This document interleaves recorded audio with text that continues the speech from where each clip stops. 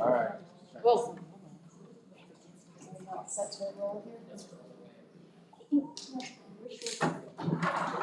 All right. Thank you everyone for coming to our second hearing.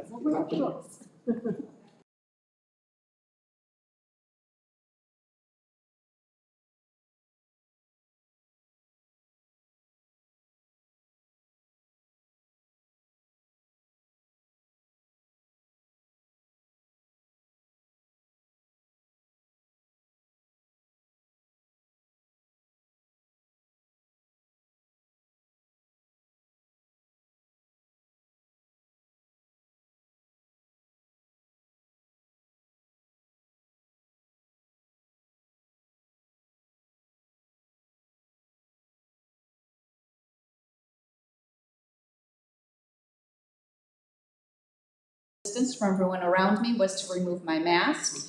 That is our current practice, that once school does resume for our students and teachers who are here in person, they will be required to wear masks throughout the school day at any time until they are in a classroom and seated where they are anticipated to be stationary for a given amount of time, at which point, if it is agreeable by the classroom teacher, then they may remove their mask for those mask breaks. The state does require required mask breaks, and that's how we're going to accommodate that. While I'm on that topic, before I jump into the presentation, we've been asked numerous times that can teachers in their classrooms, although students are permitted kind of globally to remove their masks, can I as a teacher, if I have a medical concern, respectfully request that students keep their masks on during my instruction? And the answer is yes.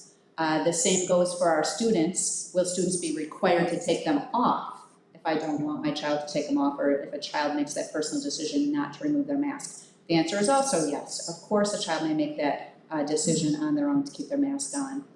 The way that I see that, it's an opportunity, it's one of those teachable moments where we can talk about individual differences, we can talk about control over our own bodies and the choices that we make to keep ourselves safe, and that we don't ridicule one another for making those individual choices. So with that, there's one other question that I have been asked a lot that I wanted to just kind of throw right out there at the outset. There is a rumor going around that our district has enjoyed an increased registration rate. It is now upwards of 200 new students to the district. While I really wish that this was true, it would be really great for not only our school district, but for the greater Delhi community, that is not true. At this point, when we look at the total number of new student registrants, and that includes all of our incoming kindergarteners, we have a few teachers who are now planning on bringing their students to our district, and then a few people who have actually registered, who have actually moved in and purchased homes from out of town, or made their Delhi home a more permanent residence. We're really only looking at a total of maybe 65 students. Take out about 50 of those as our incoming kindergarten class. So I'm not sure where that rumor is coming from. We are kind of surmising that perhaps that was a number associated with Delaware County, and someone may have interpreted that as Delaware Academy, but we are not even near that close with new students into our district. So that being said, we'll start our presentation tonight. We're going to give a brief presentation on where we currently stand with our reopening plans. That will take us about 30-40 minutes. And then the remainder of our time we will open to questions and answers for people who are here in person. And then I have a number of questions that have come in from our friends watching at home that we will do our best to address. So that being said, when we first started this work and pulling together that reopening committee, we felt that it was important to decide what are we going to identify as our values as a district that we will ground ourselves, that will continue to guide all of our decision making. And we started with the acronym DACSD, and we quickly came to the conclusion that we will remain dedicated in this work, we will always remain academically focused, we will approach this with a caring, empathic attitude toward our students, toward our families, toward our teachers. We will always remain student-centered in our decision-making, and we are determined to really come up with the best possible outcome for everybody involved. So as we continue to reflect on what our overall commitment was, We want all of our families to know and all of our faculty and staff to know that these decisions have not been made lightly. Many, many hours have gone into this decision making. We've taken this very seriously, and we truly appreciate the trust that you put into us both as professionals and as your surrogate parents when you send our students to us to make sure that we're caring for your children in the very best way that we can and providing them with a high quality education that you've come to expect from Delaware Academy. So since we last met, we've received a tremendous amount of feedback when we first posted our reopening plan. And we received feedback really along the continuum, where we've had parents saying, please consider an option for me where I can keep my children remote only if I feel that that is the best family decision for us. To the complete opposite end of the spectrum, where we've had families plead, find a way that we can bring all of our students back every single day. We so desperately just want to feel normal again. And so we've taken all that into consideration, but at the same time, what has not changed are the guidelines that we've had to work within from both the New York State Department of Education and the New York State Department of Health. So within all of those guidelines, we've attempted to put together a model that meets as many needs as possible, but also within those parameters and guidelines that have remained unchanged. Just an update on the timeline. We know that we were able to upload our reopening plan to the state ed website. We passed, so to say. We did not receive any feedback that we need to change anything in there. However, as I've communicated right from the start, that has continued to be a fluid document and a fluid plan, which means that we've continued to make changes primarily to the instructional models and those days since we had that up on the website. On August 7th, we received Governor Cuomo's announcement that we are permitted to reopen.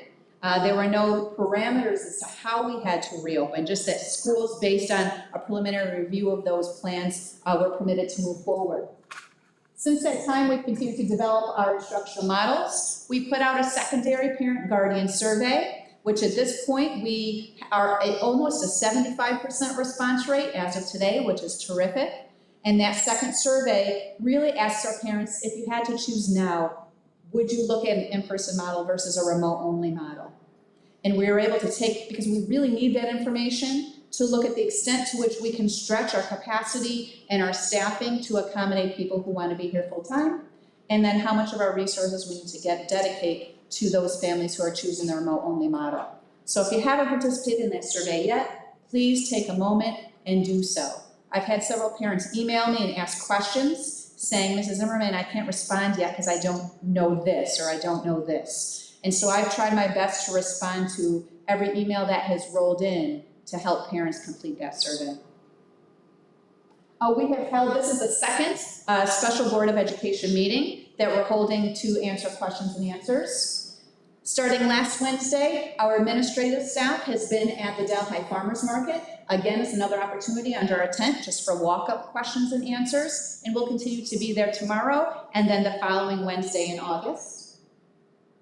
And we've also, tomorrow we're holding 2 faculty staff meetings, one at the elementary and one at the high school, and then continuing to stage our classrooms. Teachers have been coming in intermittently to help us determine what are those critical pieces that I still need in my classroom to be able to teach, and what a socially distanced classroom will look like so we can get a feel for that as well.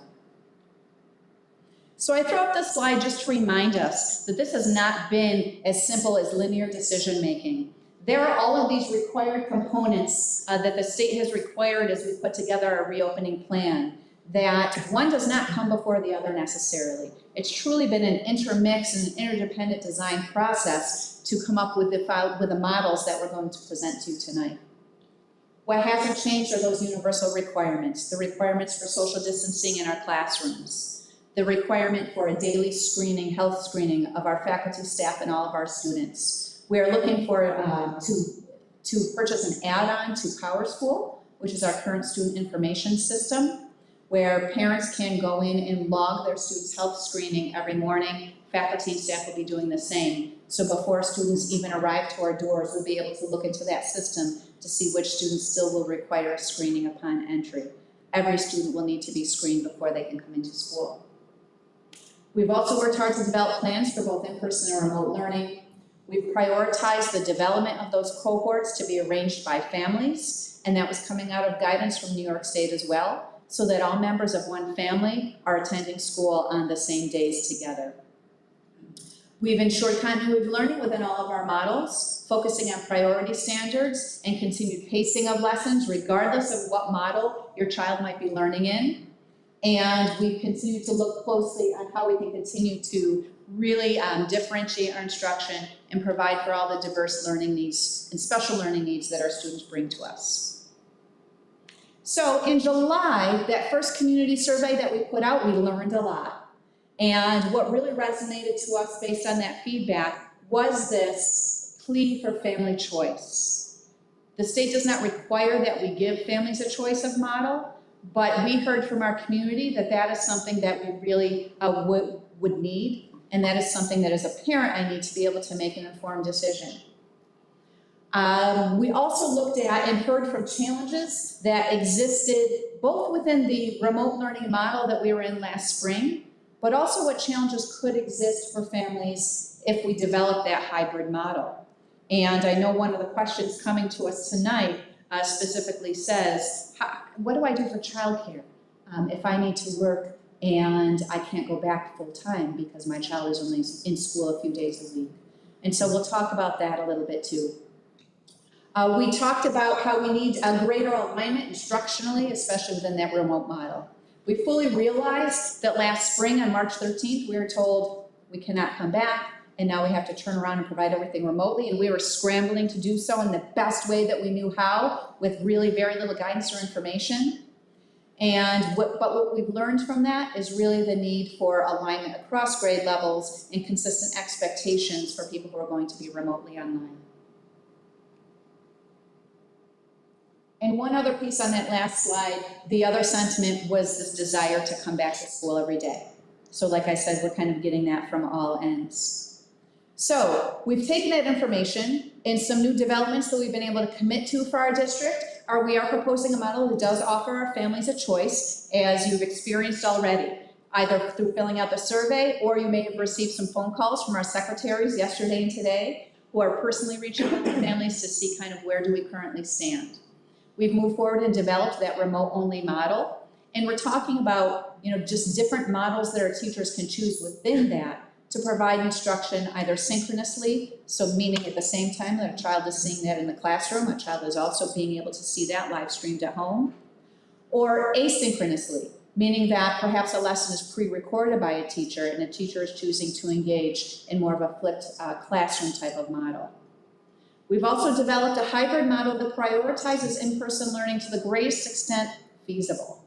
And what I mean by that is, and you can ask either one of our principals here, is we've gone to great lengths, and I have been relentless in really looking at what is the extent not only of our physical capacity, but our staffing capacity, given the requirement for the social distancing, given the requirement to have our children learning from certified teachers, and giving the requirement for the number of days that we need to be in session. And so it was not as easy as saying that, we have a lot of unused space in that middle school wing that we could certainly overflow and expand to. Because when the district started to experience a decrease in enrollment, they very responsibly also adjusted our staffing accordingly. So we do not have the staffing, or it's not as simple as saying we can just split all the classes in half, bring everybody back, because we don't have double the number of teachers. Now, have we found really creative ways to do that and to get much closer to that? Absolutely. And we'll hear from our principals a little bit about that tonight. We'll also hear tomorrow is kind of the loose deadline that I have set up for our team to commit to a model, which really looks at where can we afford to bring kids back full time and where we can. But within that hybrid model, we do prioritize and focus on our learners with the greatest degree of learning need. So we're looking at all of our students who receive special education services, particularly those students who are in our 15-1s and have that higher level of learning need of bringing them back for face-to-face instruction every single day. And we have a few grade levels that we're able to approach accomplishing that across the board. The other grade levels, there will still be some hybrid learning. And like I said, that is after hours and hours of looking at how can we creatively provide for as many of our students as possible. We also added a few people to our reopening committee. We added 2 parents who were not also teachers in the district or had other roles. And we have a high school student who has also joined us, so we could get some greater perspective within that reopening committee. We've also developed 2 frequently asked questions documents. One was for parents and guardians. There were extra hard copies of that document sitting out on the table on your way in. In collaboration with union leadership from our teachers union from DAFA, we also developed a 65-question frequently asked questions document for our teachers and staff. That is getting emailed tonight. Right after this meeting, I started writing the draft email for that. But I have to give huge kudos to the teachers who had input, both asking all the questions, but also collaborating with us to come up with solutions to those many questions that we were asked. We've been staging and setting up our classrooms, including those overflow spaces, cafeterias, gymnasiums, our libraries. We've also looked at where the need to perhaps reassign some teachers outside of their content area. I will tell you that in the models where I believe we're going to land, that was, it was a happy coincidence that that was minimized so that we are able to have students in front of certified teachers in that content area for the vast majority of their instruction. And as I mentioned before, just that every single day we're looking at, have we expanded all of our options? So with that, have also come some other unknowns and some other new developments that are additional components that we have to consider when we're developing these models. One of which are substitute teachers. We certainly do have a pool of very wonderful substitute teachers who have recommitted to come and work for us again this year. But the propensity or the possibility of needing substitute teachers will be more than ever. We may have teachers and staff who perhaps aren't exhibiting symptoms but need to quarantine for one reason or another. You know, we do find that there is a case, and then that's an automatic two-week substitute teacher. This is on top of any regularly, either regularly scheduled personal days or other need for sick days, whether it's related to COVID or not. So that's a real concern for us as we move forward. We also have contractual obligations that protect our teachers that we need to work within the confines of and think creatively about that. We are also anticipating requests from our faculty and staff for different accommodations that they absolutely have the right to request. So based on any medically based concerns, and believe me, when I say this, I've heard nothing from our teachers other than, I want to be back in my classroom, but would you please consider this? Mrs. Zimmerman, tell me what to do, and I will do it if it means that we can bring our kids back. At the same time, we also need to protect our people who are going to be working with our students every day. So we also have those considerations. When I gave this presentation just a few days ago on Thursday, our response rate was at 50%, as I mentioned at the beginning of the presentation. We're now close to 75%. We're shooting for a 100, so we can continue to plan. And just that difference of that additional response rate has allowed us to make some additional decisions and some additional planning. And then the other piece certainly as we're considering those overflow spaces are the use and the requirements of isolation rooms and containment spaces if we do have a child or a staff member who's exhibiting symptoms of COVID before a parent can come and pick them up. So this is where we stood with our numbers when we were looking at about that 50% response rate on Thursday when we first presented that. This is where we stand today. So when we're looking at this,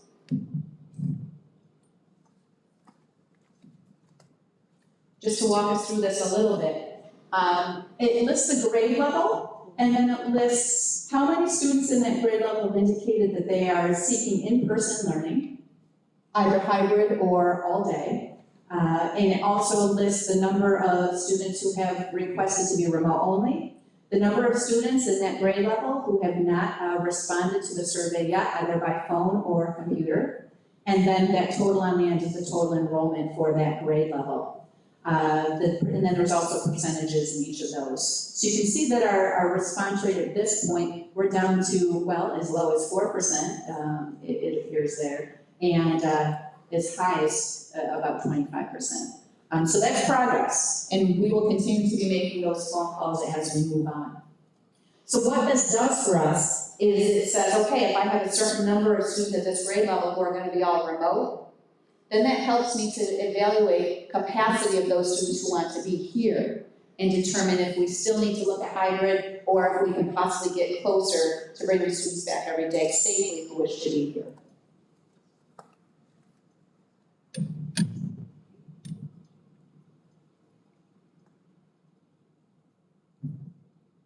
So these were those instructional model considerations that New York State in that initial reopening plan said we would like to see a model or at least demonstrate that you have evaluated your ability to bring everybody back.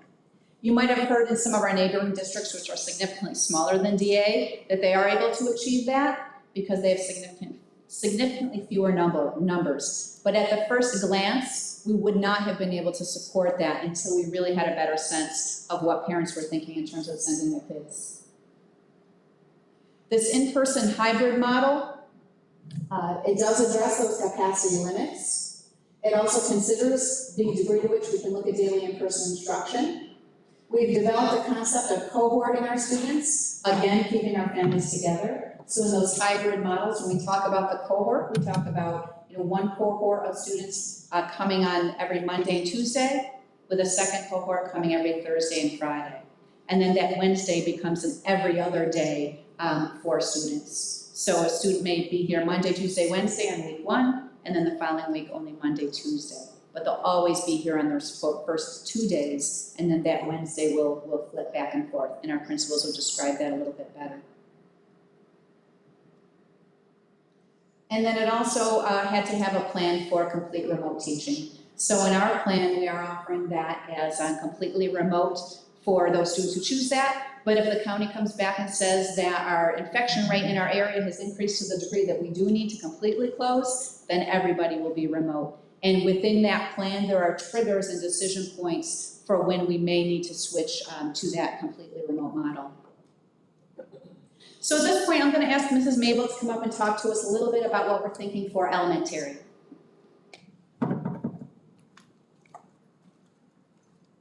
I will flip for you. Thank you.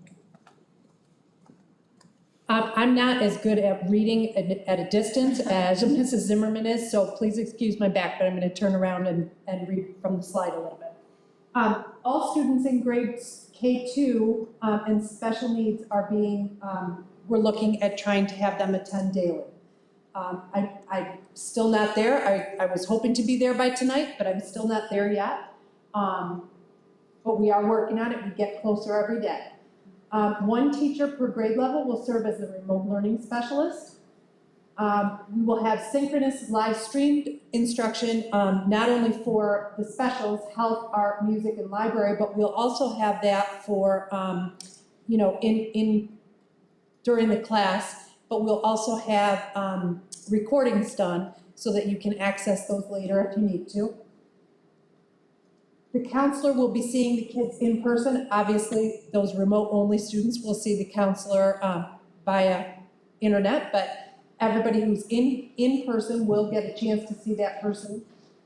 Class sizes range from 10 to 12. I have a couple larger spaces with 15, but very few, so it's about 10 to 12. There will be reassigning of some teachers. And it expands those classes into our indoor recess areas and our health room at this point. We're looking at family-based cohorts in grades 3-5.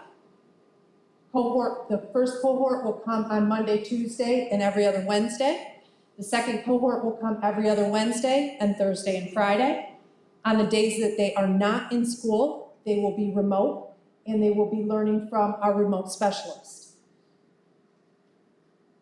Every 10 days, they should have 5 days of in-person, as long as we don't have days off from school. Mondays or Fridays often are. But they will have 10 days of school, 5 of them being remote, 5 of them being in person. I think we talked about the rest of it. So that's our thoughts right now. Mrs. Robbins.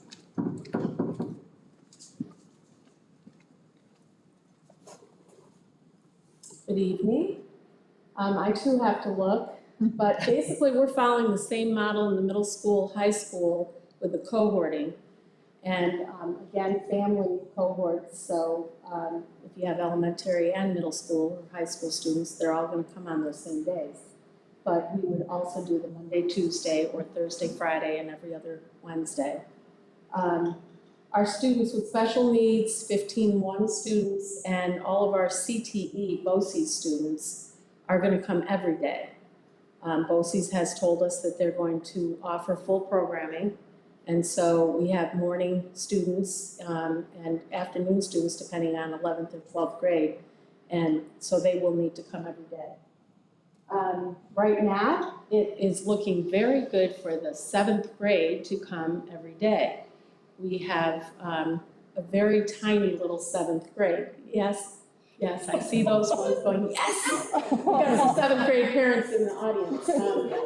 It's a small 7th grade, so it does actually work for them to come every day. And it, as you could see from the slide before with the statistics, I think it was 6 that want remote instruction out of, the 38 that are actually in that class. So that's probably an achievable goal. And then we're looking at the senior class in this school because we also have a senior class that if you look at that data, I think all of them want to come back full time. And they want to come back 5 days a week for sure. So we have been working very hard, and when I say we, I really should say my school counselors and all of us together, but really the school counselors have, I think, lived here for several weeks. And we think that we can do it without cutting, the quality in the classes that we really want to offer and keep here at DA. So, but I can't give you that for sure until we get all of our data fully done tomorrow. Synchronous and asynchronous instruction, as Mrs. Zimmerman was telling you, it's a little bit more difficult in the middle school, especially in the high school, to just say, we're going to have a fully remote option for one of my teachers to be teaching that instruction. Our teachers obviously are content-specific, certified teachers. We don't have that many in each area. And so in order to make it all work, we actually started with the seniors and their needs because they're graduating in June. So we don't have that much time to make sure that they get all of the credits, the 22 credits that they need in order to graduate, and also get the diploma of their desire. That's based on what they want to do for the future. So we want to make sure that seniors get everything they need. So then we work down from there. So our teachers in this building will have a choice of how they're going to teach that instruction for the remote. And, they've been, all of the teachers, K-12, have been taking, all sorts of blended learning platform type training this summer on their own time, which that's the wonderful staff that we have. And we're going to have different ways that looks, but we'll make sure that we are communicating that to all of our parents. The how will be different, but the content will be the same.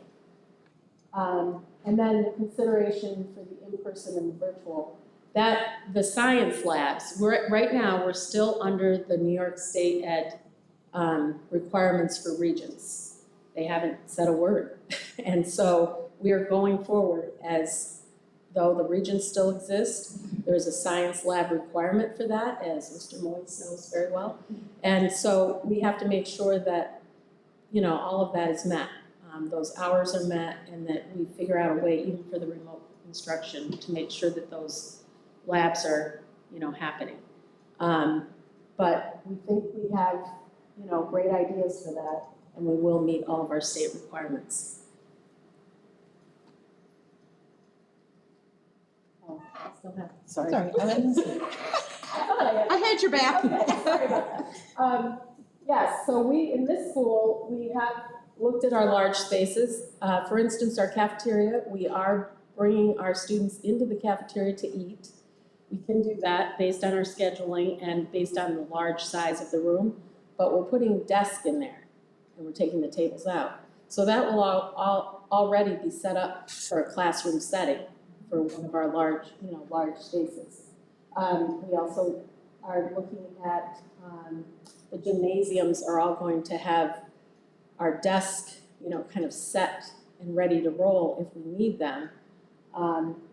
But we are looking at all of our spaces. We have several teachers that have different assignments this year, not as many as I thought we might need. It's about 3 or 4 that are going to be teaching, one out of their content area. New York State tells us that we can do that for up to 10 hours a week. So we're feeling very confident in that area.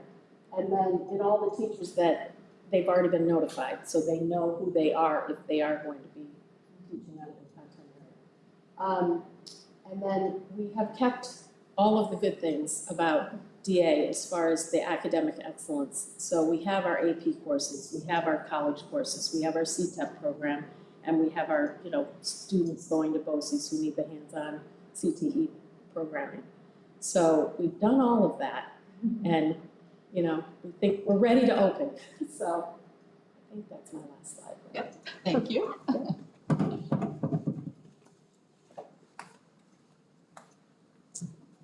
All right, yes, I think you've captured everything. Thank you for that.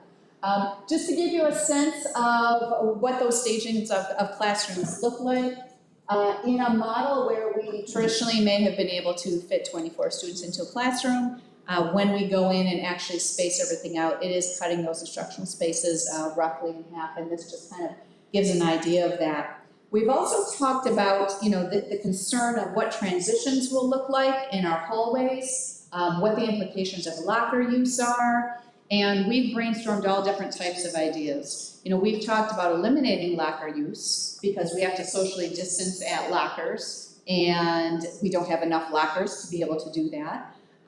But the alternative to that would be students carrying backpacks, and then where do I put them in a classroom? And so we're continuing to troubleshoot some of that. We've thought about going every other locker and staggering the times the students are permitted to go to their lockers to avoid overcrowding at lockers and those types of things. So, we're continuing to look at that. As far as transitions in the hallways, masks will be required. Because we'll have a significantly fewer number of kids on campus at any one given time, even in a model where we're talking about bringing back 7th grade and potentially our seniors, we're still at a capacity where we will not be overly congested in any one part of our hallways at any one time, which is good. We're also talking about keeping our windows open as long as the weather permits us to do so to maintain that air circulation. We're talking about potentially the addition of fans, not to circulate air in the classrooms, but to take the air and push it back out through the windows and out through the classrooms. We've also looked at all of our air circulation and our ventilation units throughout the district. Everything had been updated this summer, and they meet regulatory requirements for circulation within our classrooms. Transportation. So for a long time, until we received definitive guidance, there was a question of masks or social distancing or both. How are we going to do buses? And the guidance only requires that everybody have masks on the bus. I keep saying to people that there are some decisions where just because you can doesn't mean that we should. So even though we can completely load our buses with masks, personally, I would not recommend that. And what I've asked Mr. Versworth to do is to develop bus routes that have one child per seat. When the weather allows us to do so, we can keep our windows down on the buses. The only exception to that is if you are siblings in a family. Siblings in a family can sit together in one seat on the bus. If your child enters the bus and does not have a mask on, either they left it at home or they just don't have one, we will have masks available on our buses for students to take and to use and to keep throughout the day and take home. We don't need them back. We did a route, of course, based on cohorts, and in a preliminary transportation model, there's not a significant difference to the routes themselves in terms of our capacity and our extent to transport students. One of the other important questions on that survey asks if you plan on self-transport or if you will require district transportation. That's almost as critical that we get a sense of that as it is to the model, because then that lets us know how many students we can load on each bus safely in the model that I just described. So again, that remote-only model does provide that at all grade levels. It still allows for team planning by our certified DA teachers to make sure that we're providing that continuity of learning. We're able to identify those priority standards within that. And we've received a lot of questions on, okay, then how exactly would that look? Because my child expected to sit at home in front of a computer for 6 hours straight. And so as we are developing those models, we're hoping to really even give you the option of that for our families who are choosing all remote. We're looking to provide a schedule so that if your child is home and wants to stay on that schedule, that they were either in person on the days they were here, or stay on a similar schedule if they're completely remote, they can have an option to do that. But the ability to either pre-record or record lessons and then have them in a repository or a library on our website also provides our families the flexibility to be able to go in later and capture a lesson to watch at home. Because we do understand and we wanted to be sensitive to our working families and provide that flexibility where we can. But it will be important even within that model to keep up with the pace of those lessons, because we will be moving forward to provide really, the comprehensive curriculum throughout the course of the school year. There will also be requirements to track daily attendance regardless of model, and we're still developing different ways to be able to do that for state reporting purposes. So we've been talking a lot this week about orientations, about what's orientation for kindergarten going to look like. What about the orientation for our rising 6th graders, our rising 9th graders who are entering a high school model? And we quickly realized we need orientation for everybody, because this is going to be a new normal for everybody involved. So we're talking about what that's going to look like. Will you be getting information on orientation as early as you do in a typical school year? Probably not. But know that that will be forthcoming, and we are talking about that. We're also talking about the importance of the professional development that our teaching staff is going to need in order to bring these models to life, and recognizing that, based on our experience from last spring, teachers are at all different points on their comfort levels with delivering instruction in this way. On the same token, I've never heard more innovative, creative thoughts and ideas from our teachers on, hey, would it be okay if I did this? What do you think about doing it this way? So just as we're brainstorming and reflecting, our teachers this summer have been engaging in professional development by choice, and have also been thinking about, how can I make this as normal as possible for our students? The dedication of our teachers has not changed. Our models have. All right, at this point, I'm going to ask Carrie Schultz to come up and talk to us a little bit about also the financial implications that we've been considering and their impact in this coming year.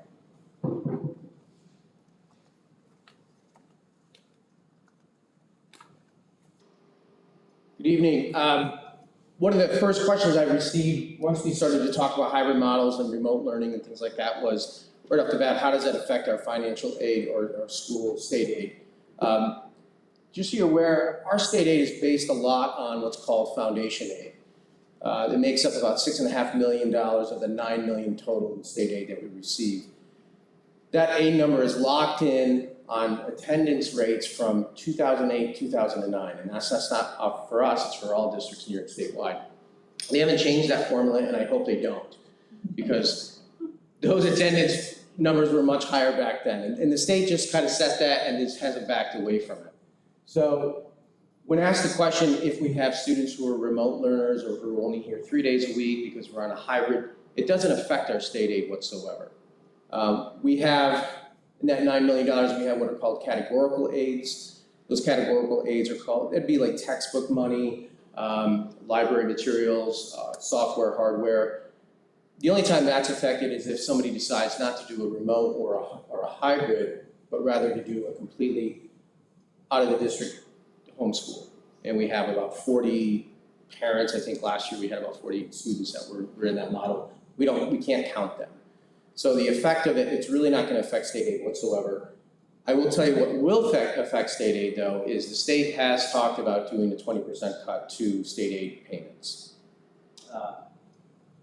It's not surprising news to us. We knew about that, I would say back in April.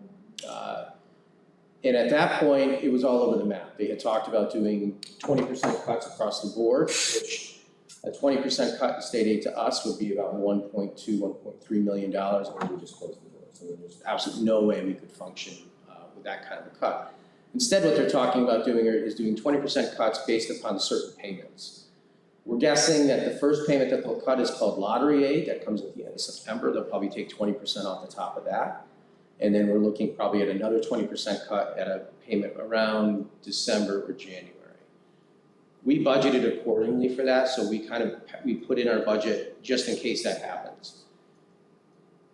There is still talk, I mean, they're not talking right now, but there is still some chatter about stimulus funding where there will be some state money to assist with municipalities. It's kind of stopped and stalled at this point if you've read the news. So if that doesn't come through, then we may see larger cuts down the road. But we're anticipating the 20% on certain payments, and hopefully that stays. And I say hopefully in a really good, bad way. So as far as things that we've done this year, we started ordering PPE equipment back in April. We're up to, as of today, $41,000 of PPE equipment. That includes temperature scanners, it includes isolation gowns, gloves, Clorox wipes, masks. Yeah, I'm up to 14,000 masks we've ordered as of yesterday. And unfortunately, we don't get any aid on that. What we are doing right now is we're working with FEMA to get assistance with it down the road. We've started that process, and all districts and municipalities are working with FEMA. So a cost that we didn't expect, not at that level, but we feel it's important to have that for, like Kelly was saying, for students to get on the bus, and we provide PPE for staff. So we want everyone to feel staff and students safe every day that they come in. You'll see some of the employees, you'll see some signage that'll go up through the building to assist, just to make sure people are remembering to wear masks. We may have some areas that are one-ways. We're still trying to figure that out. Some technology-related needs, we've kind of increased some of our software programs. I mean, some of that's not been installed yet, but we've moved forward with the self-health assessment check that all staff and students will have to perform daily. That was an add-on. We looked at some IXL products that would be district-wide. That was an add-on also. Some of the other financial impact, substitute teachers, we talked about it a little bit. We're kind of going into a little bit of a gray area right there because we don't really know what could happen. Somebody could be quarantined for 2 weeks. Like we said, we still need somebody in-house as a substitute or willing to come in. We send out a letter every year, and we usually get our responses right now if substitutes that worked in the previous year are still interested. We have had some pretty good responses. We have had good responses with caveats too, saying, listen, if the rates go really high, I don't want to come in, and I don't blame them. You might have an older a teacher, substitute teacher that just doesn't feel comfortable. They're not bound to the district, but we have had that. So we are hoping that we still get a nice influx of substitute teachers. We reviewed that information this morning in a finance committee meeting. We are adjusting our substitute rates and increasing them to a level that I think that we will be probably the highest within the region. And hopefully that'll attract some more substitutes. Custodial staff, the protocol for cleaning will be a lot different than what it normally is. We'll be focusing more on doorknobs and surfaces and things that we're not used to. So that'll change a little bit. I'm not saying that we would have to hire more staff, but I think that our focus is going to be a lot different. We'll spend more time on certain areas, maybe less time on others than we did in the past. That protocol is going to come down from CDC and probably state ed. We're formulating that now, and then we'll go through with our staff and explain how that's going to work. Along with that, financial impacts of adding staff. If we get to a point where we have to add staff because we have overflow Or maybe it is custodian, once we start doing this and we find that we need more staffing. I will tell you that basically a teacher starting on level 1, first year experience with benefits runs the district about $80,000. A support staff personnel with benefits runs the district anywhere from $45,000 to $50,000. So that's how quickly that can impact a budget. Our budget is made up probably about 75% of staffing and benefits. I will add one more thing. Training is critical here. We always do a welcome back. We have a breakfast the first day the teachers are back and staff, and we go over the same thing. It's going to be a lot different this year. We're looking at to focus not only on what bus drivers should be doing, or custodial staff, but trying to make sure that we talk to them and explain to them exactly how all departments are going to work. We talked to the bus drivers last night. One of the things I tried to explain to them was what a classroom looks like now, what a student has to go through throughout the day just to get in the door, what they're going to have to go through to get in the door. So we feel that training across the gamut of all staff members on exactly this new model and exactly the new look and feel of the school is important that they know that. And they know what you're doing and you know what they're doing from the start of the day to the end. So. Thanks.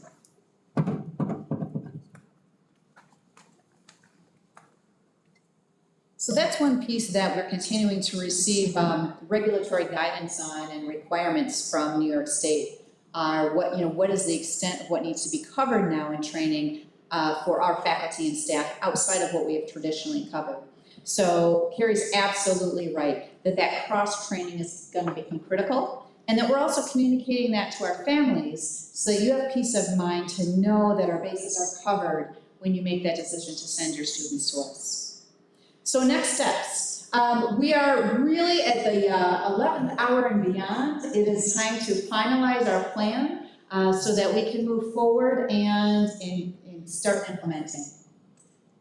Typically, our families and our teachers have from the end of June to plan for the upcoming fall.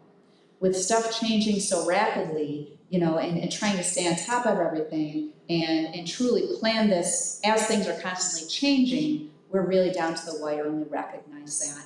Is this where we want to be? No, we wish none of us were in this position, but this is our reality. And so we need to finalize this and move forward.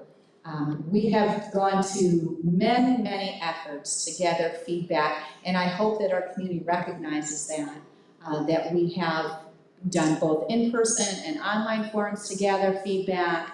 People have constantly been sending emails, many, many different ways to gather feedback, upon which, and I appreciate that, and I'm so thankful for the outpouring, and the people have not been shy in providing their thoughts and their opinions, because it has truly guided where we're landing in the development of this plan.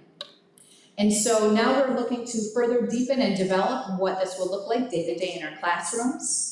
We are always remaining solution focused. And every time that we are faced, with a hurdle or what tends to be kind of a roadblock, we're looking for ways to get around that and to move forward.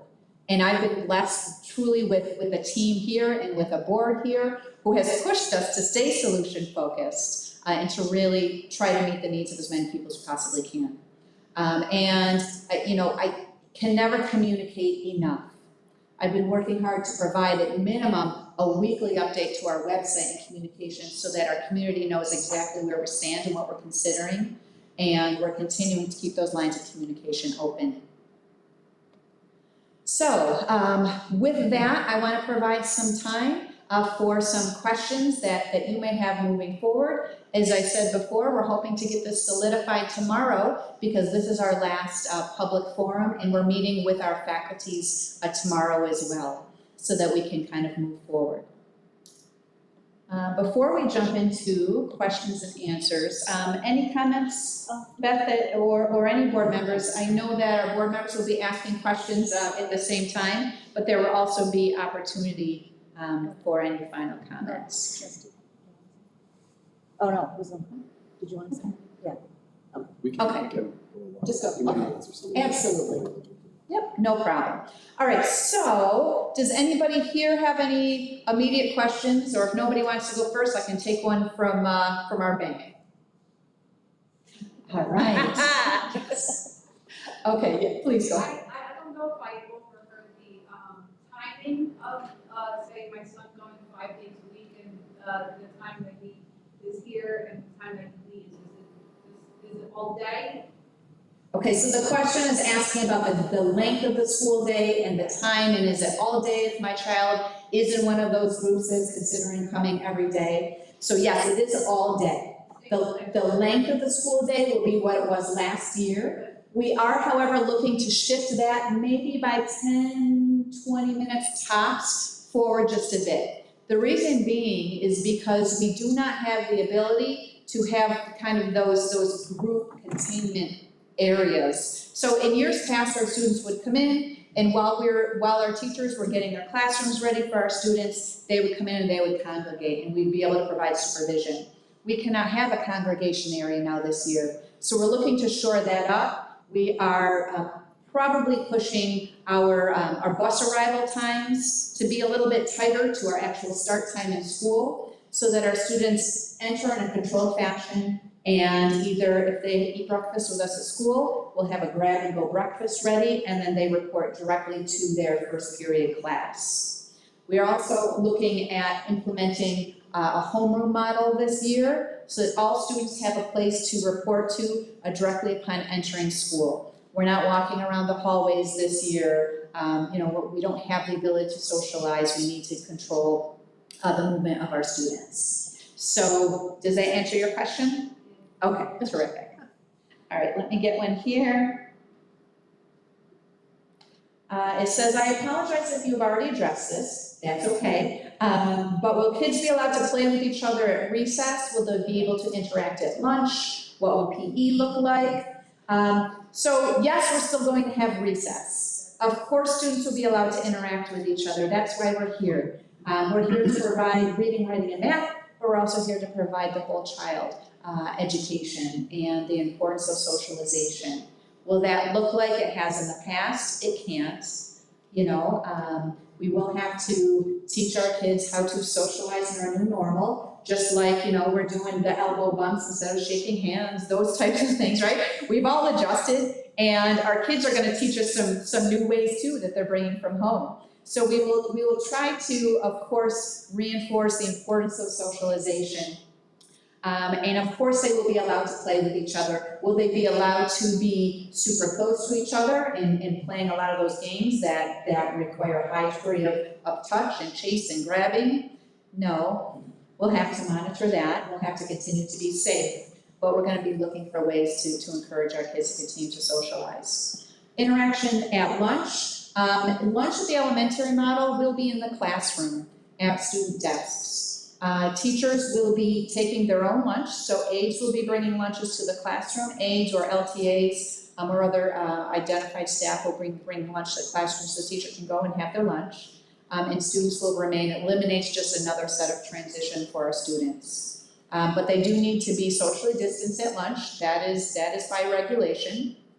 But students can remove their masks at lunch. But in order to remove your mask and eat, you need to be socially distanced. Can I talk to my friend who's 6 feet away from me at lunch? Absolutely.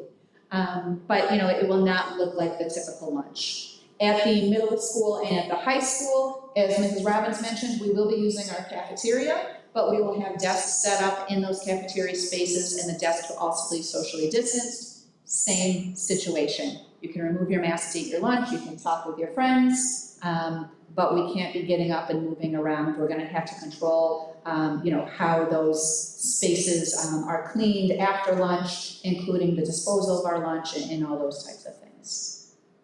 What will PE look like? I don't have a definitive answer for that yet, but our PE teachers have some really amazing ideas. New York State says that for high physical activities that require increased heavy rates of breathing, that our social distancing has to increase to 12 feet. However, they've also come back and said that if students are wearing masks for less rigorous physical activities, that you don't need to maintain that distance of 12 feet. So it's going to result in some creative thinking on the part of our physical education teachers. They've already have some really cool ideas for remote learning activities and activities that our kids can participate in at home, but we will continue to have PE. It will just look a little different. Okay, another question here. Yes? How are you going to assure attendance online? A lot of older kids put icons up, so if there's an icon up, you don't know if that child is actually sitting there paying attention. So the question is, how will we account for attendance online? Because, I know I've been in so many Zoom meetings, and I've seen it too with adults, that you'll have somebody tuned in, but they might put up their Bitmoji, or they might just put up their name, and you don't truly know if a student is tuning in or not. So the first line of attendance will be who's logging in, certainly. Can I guarantee, or as a teacher, can I guarantee that they're watching and sitting behind that camera the entire time? I can't, because I can't force a student to put their face on that screen necessarily. That's the net feedback. However, that should not be the only way that we're making contact with our students as well. So, is it reasonable to expect that if you're a child who's had a Bitmoji up, that you might get a quick phone call from the teacher later that day? Possibly. But we have not had that conversation with our teachers yet on how to, get around and guarantee those pieces. But that is one beauty of the remote learning model and providing parents that choice. Because as a result of choosing that model, you're committing to us that you'll take a certain degree of responsibility, if you're able to do that, to ensure that your child is actively participating. To that end, we will be developing a homeschool compact that outlines what our expectations of our remote learners are, including expectations of our families and of our students, and also what kind of commitments you can expect from our teaching staff and from our administrators in order to support that learning model at home. I love this question. How will you handle when a small child intuitively tries to hug a teacher or hug one another? I don't want my students reprimanded for trying to show love. I added the love part because this one really just makes my heart melt. I understand there will be rules for touching, but how will they be enforced? Great question. We're not going to yell at our kids for wanting to be emotive and wanting to be human.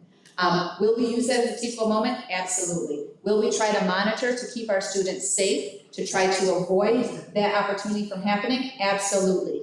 Can I guarantee that a child will not be so excited to see their friends who they are neighbors with and who they're allowed to hug during the day and in the summer, but now we're at school so I can't? That's going to be confusing, especially for some of our youngest learners. And we fully recognize that. Our teachers know that. We're talking about it with our principals all the time. So we will certainly do our best to try to redirect that. I will not, I say I like it's me, but we will not be reprimanding our kids in that type of situation.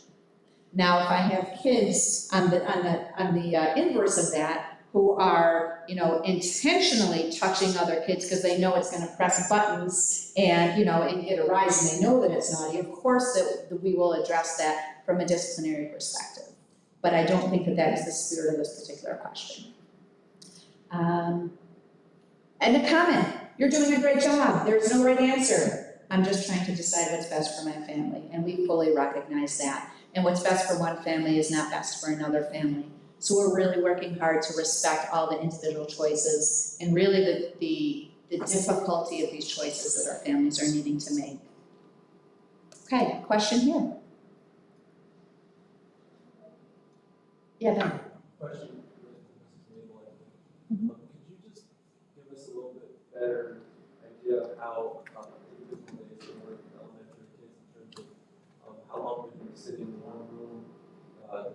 I know you did some of that on the slide was live information, I can't remember. In terms of like the specials, will they be moving to classrooms? I've heard a lot of that. It's usually coming in, the kids aren't moving anywhere. Yeah, the specialist teachers will be coming into Repeat the the, question. oh, I'm sorry, yes, the question is, how long will elementary students be sitting in their classroom and not moving? I started with the answer that specialist teachers will be coming to the classroom, other than PE. PE, I see them going to either the gymnasium or outside if weather is appropriate. They will be doing that. I also have to say that never, in all the time that we've been here in school, do any of my teachers, kindergarten through 5th grade, have the kids just sit in the classroom. They do, and I don't know why I keep spacing on the name of it, but they do, there's an application that they have on their smart boards that was, it's a dance, and they get up, and so as long as they're still 6 feet apart and they're like behind their chairs, they're gonna be getting up and moving around and dancing. The individual teachers will also be in charge of their recess this year. So whenever that works in the schedule, or they need a mask break to go outside, the individual teachers can take them to do that. Will they spend a lot of time in their classroom? They will, Ben. They will. They're going to be doing most of their specials there. They're going to be doing all of their ELA and their math there. They're going to be eating lunch there. But there will be times for them to get up and move around and do other things. So is recess, you're saying the classroom teachers are taking, but recess is still going to be a cohort of different grade levels? Or it's No, going to be classes? it'll be classes. The cohort that's in that room with you is who you will be with. But they're having recess not in a classroom, no, in space. That'll be up to the individual teachers, but yes, that would be my assumption.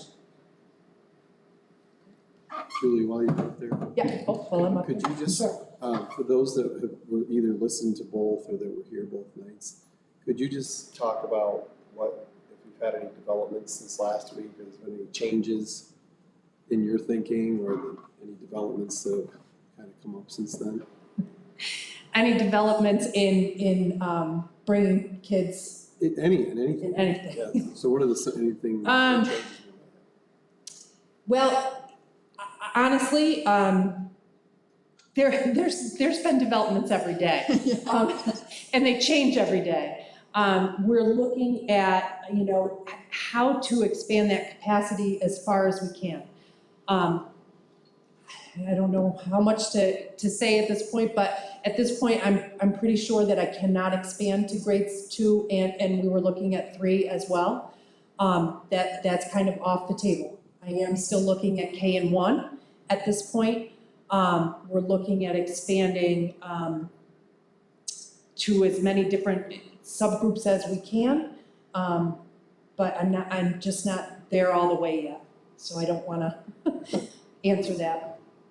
Mrs. Mabel, the Yes. application on recreation for the elementary, you said they would stay with their cohorts. Does that mean if there's 3 classes in one grade level, those 3 classes can't intermingle or not? Probably not, no. Is it like as long as they have a temperature check and hand sanitizer and wear their mask, why can't they play all together? It's the large group, it's trying to keep them separated. That's what we've been tasked with. Yeah. It is very sad. Believe me, I've been in elementary education for 25 years. It's as sad as I've ever been. Yeah. It's sad for all of us, especially the kids. Yeah.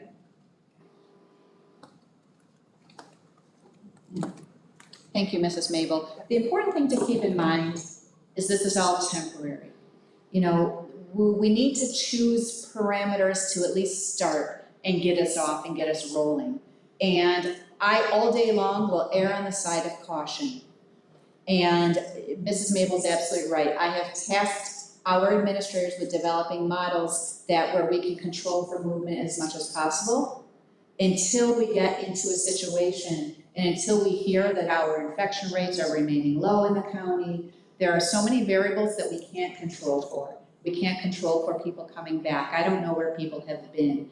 All of these pieces. I take the responsibility of the safety of our students who are coming back to us very seriously. And if that means not giving the responses that I know that you're wanting to hear, then that's okay with me. I'll take that all day.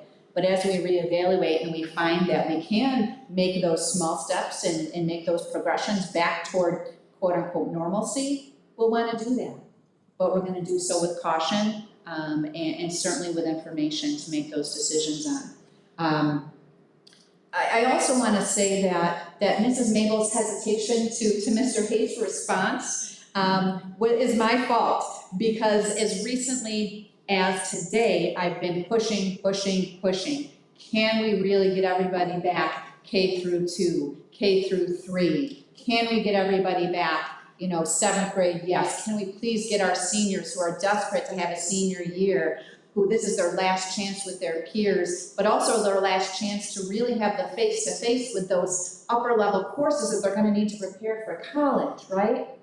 And so, as recently as 2 hours ago, I was sitting in the office with Mrs. Mabel, who is dejectedly telling me, I don't know if I can do it in second or third, because I need to make sure that we're taking care of our teachers, and I need to make sure that they have, what they need to give all to our kids. And, what is really the cost? How far do we push? What's really the cost if we force everybody back in second and third grade? And it was really kind of getting to that limit point, where we conceded and said, okay, we can confidently say K and 1. We still are evaluating 2. That appears to be a little bit of a step back from what we had communicated last week. But that's only because we're continuing to push and really looking deeper at what all of the implications are and what's the cost-benefit ratio.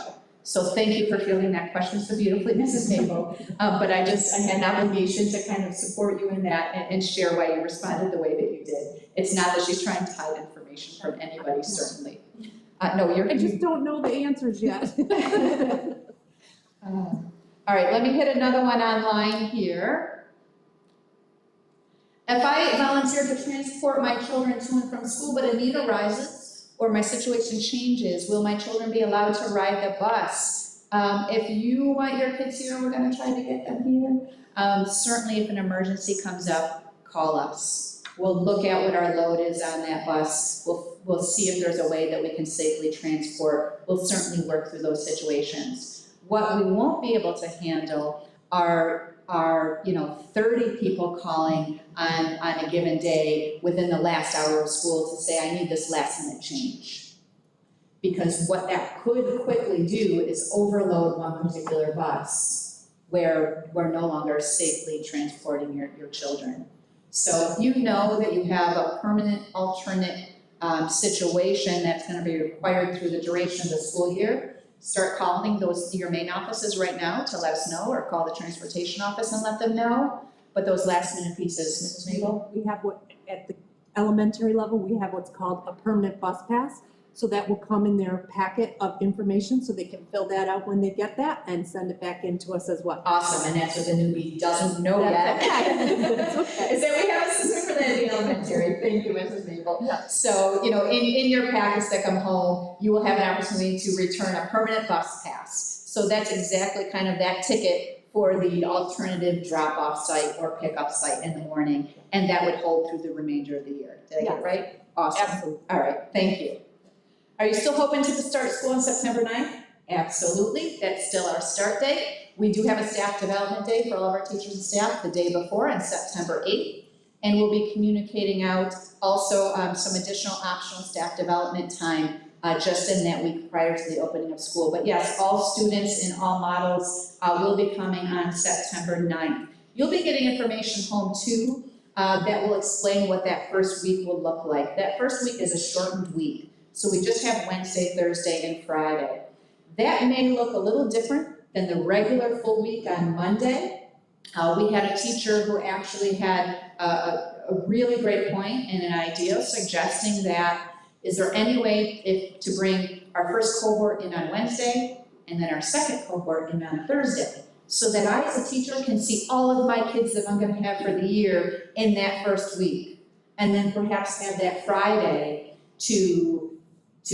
for our teachers to have any last minute staff development, to kind of plan and recollect as we move forward, because that first Monday, that first full week is gonna be go time, right? And so we took that feedback and we are going to move forward with developing that type of soft entry or entry into that first week.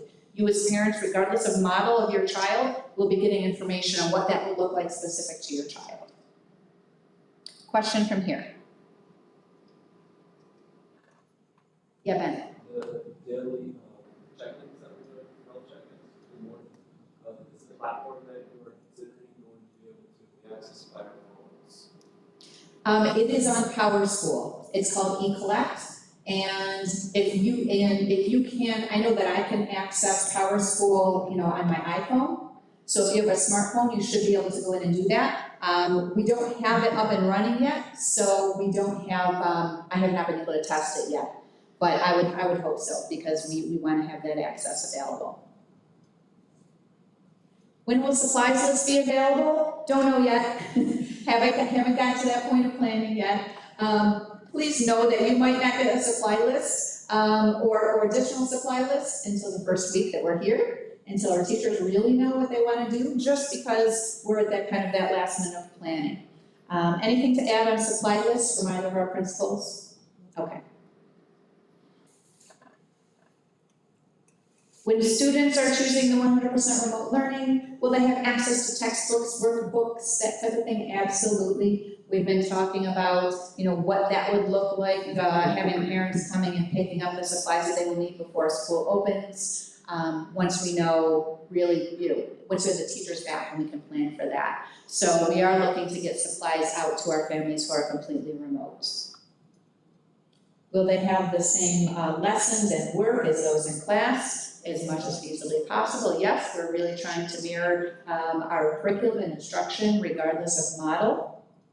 When will we need to make our final decisions on our schooling choice? If you know now, please let us know. As I described before, that's going to be really important. We have not set a deadline on that yet.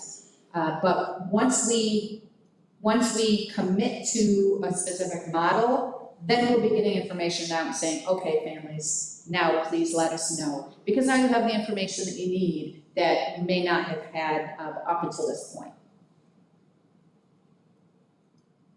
There's a question about how lunch will work. I think we've covered that.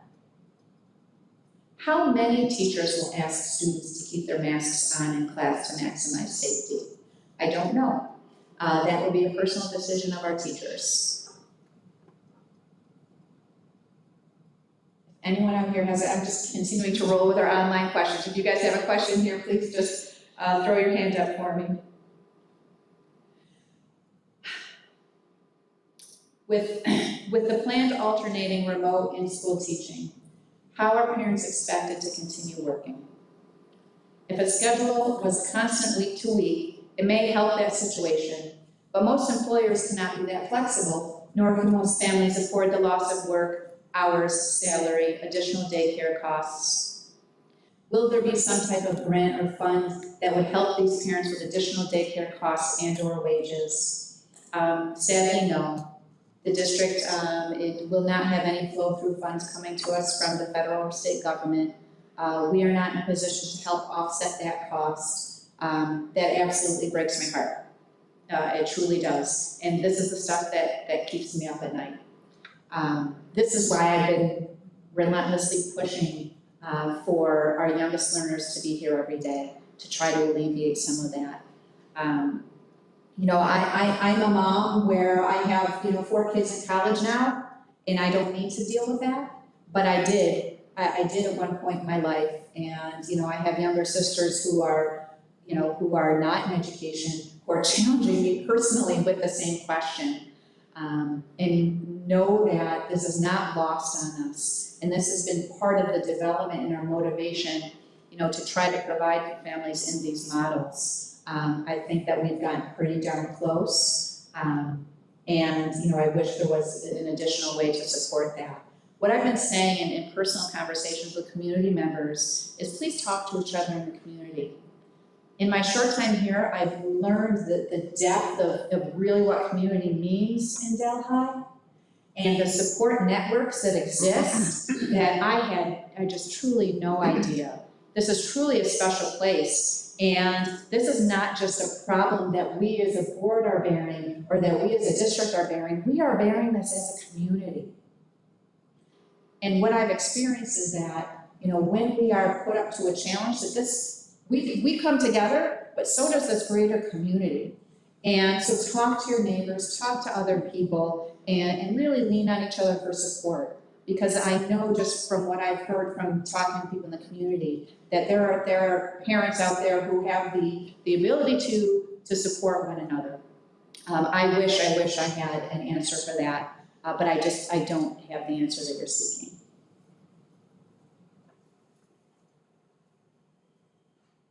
As the final numbers of students who want to be on campus versus virtual becomes finalized, will there be any consideration for one full-time cohort per grade level to be on campus? What are the remaining challenges to this model? I think that we've addressed a lot of those questions in terms of where we, have looked at and stretched our capacity and our ability, and where we are looking that we can actually achieve that.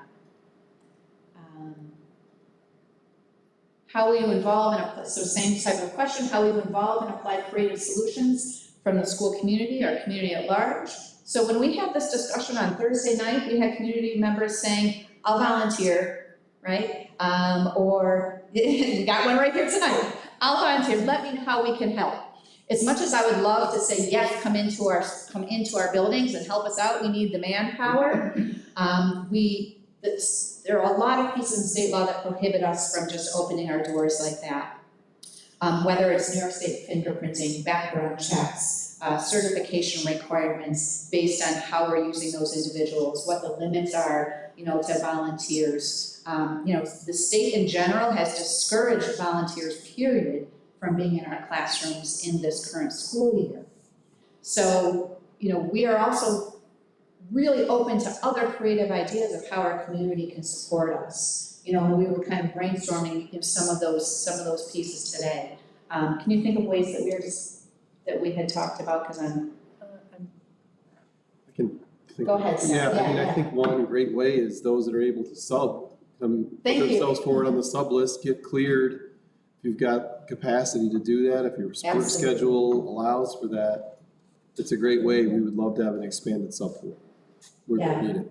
So Mr. Haight was saying, we need substitute teachers. We certainly do. And as Mr. Schultz was saying, that this board is positioned to support an increase in our pay for substitute teachers. So we are looking for, whether you are uncertified, all you require is a 4-year college degree, or a certified teacher, or a retired teacher. There are differential pay rates for all of those. I can't say what those are going to be yet because we have not had a motion and approved those at the board level, but we are always looking for substitute teachers. Question? What about a teacher's aide, like to help out? Yes, you do not need a 4-year degree to substitute as an aide in the classroom. Subject would be there to help out the teacher. So that, College degree? you do not need a college degree to be an aide either. No. So if that's something, now currently we are not hiring full-time aides, but we do need substitutes for that. Okay. Yeah, absolutely.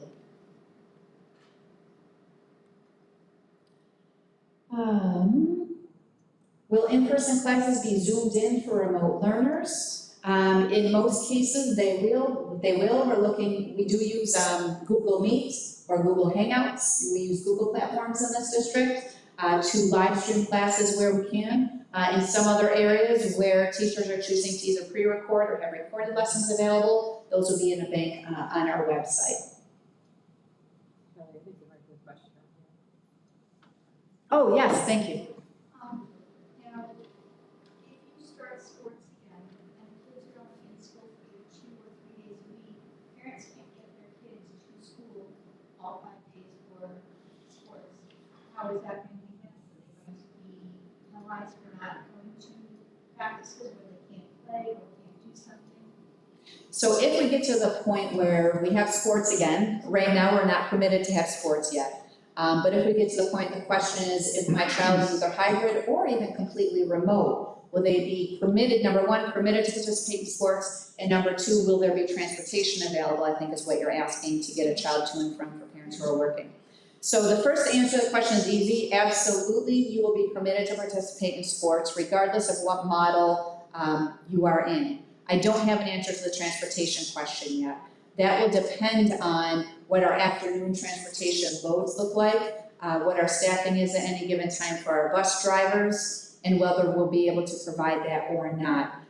If I had to give a response today, I would say that it would be safe to please plan for a ride with a friend, or for parents to provide that transportation if it's on a day that you're not in school. Because I can't commit yet, not knowing what transportation will look like, if the district will be able to provide that or not.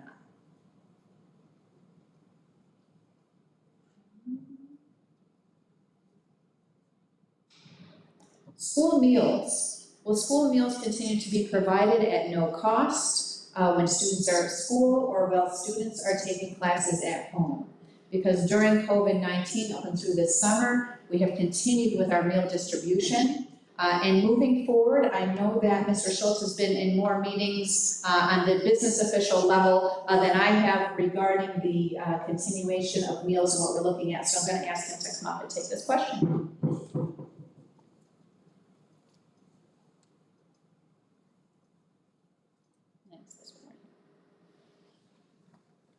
I was thrown this question last week, actually, and pitched to business officials and to our food service director, and I have yet to get an answer. Right now, the guidance basically is that, from what I know, it's free, but I have heard some chatter that they will go back to the original older model of being paid meals or free and reduced, depending on what level or status you're in. I would think that, personally, from what I've seen since mid-March, the governor he's been very vocal about this being a parent choice, about even on the academic side of it. With that, I don't think he's going to penalize parents to say, listen, if you choose to be home, you're going to have to pay for your meals and come and pick them up at the same time. I could be completely wrong on that, though, and so I hopefully have some guidance by tomorrow or Thursday. I have a meeting again tomorrow to discuss this and some other options within the food service department. So once we get some clearance on that, we will alert parents. Thank you.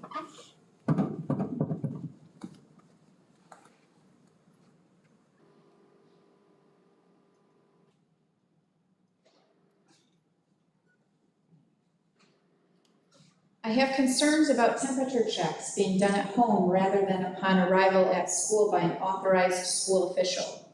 There's no guarantee that it's being done or done accurately at student homes. So let me address this one as best as I can. I can't guarantee that either, but I do have to trust that if families are taking the responsibility to send their child to school, that they are upholding their responsibility to take their child's temperature at home and to provide that screening form for us.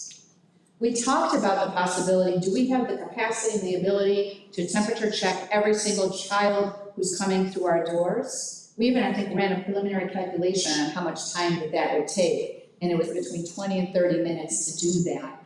And there is not a requirement to do that. So at DA, we are making the choice to have our parents do that at home and then report that to us electronically. That also gives us the means to immediately flag two things. Number one, if they didn't do it at all, then we're absolutely going to be screening those children. And number two, if their answers to any of those screening questions would put up a red flag, then we'll also be able to address that before that child walks through our doors. As Mr. Schultz mentioned, we have invested in purchasing more thermometers to be able to do that at school.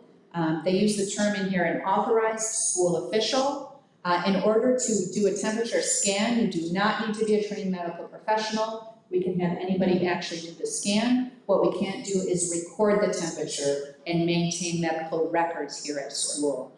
But what we can do is see if it meets that threshold of 100 degrees or more, which then would trigger our protocols that are all included in the reopening plan that's online. It talks about the procedures that if a child does start to exhibit symptoms in school, or if they hit that temperature threshold, then what are those next steps? And then we move forward with our protocols for containment and for isolation of that child, and certainly being seen by medical professionals. And it outlines our contact home and a referral to then the child's healthcare provider. A question came up last time, can that healthcare provider be DASH? If we use DASH as our primary care provider, absolutely. And then the DASH people step in and then they do their thing right here at school.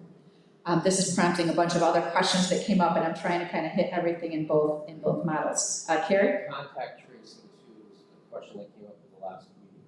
Or you want to hit on that, or? Yep, so I'll come to that in just 1 minute. So if a child does start to exhibit symptoms at home, they can absolutely be seen by DASH personnel. And then we work in collaboration with the Department of Health if there is a confirmed case. The other question that came up was, what if it's not COVID? What if my child, tests positive for strep, or tests positive for another differential diagnosis that might look like or have an overlap of symptoms with COVID? And, in that case, if the child's either a pediatrician or whoever they are seeing at DASH, or the doctor, a PA, diagnoses something other than COVID, then we follow those protocols for an ill child at home. And a child has to stay home until that fever subsides, until they're fever-free for those 48 hours. However, re-entry will require a note from a doctor saying that this was strep and it was not COVID.